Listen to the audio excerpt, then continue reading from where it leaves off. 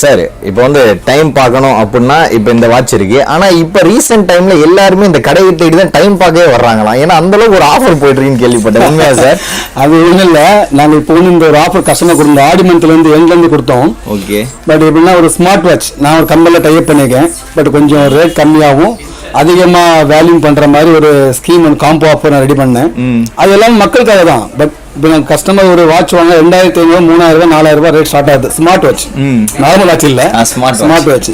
So அந்த வாட்சை வந்து நம்ம கஸ்டமர்கிட்ட போய் சேர்க்கணும், நம்மளோட பொருளும் வாங்கணும், எனக்கும் வியாபாரம் ஆகணும், கஸ்டமருக்கு என் மூலியமாக அவங்களுக்கு ஒரு பெரிய ஒரு லாபம் கிடைக்கணுன்றதுக்காக அதை நான் கம்பெனியில் ஒரு கிட்டத்தட்ட ஒரு 50,000 குவான்டிட்டி வாங்கியிருக்கேன். 50,000 குவான்டிட்டி வாங்கி அதை மக்கள் சேவை பண்றாங்க.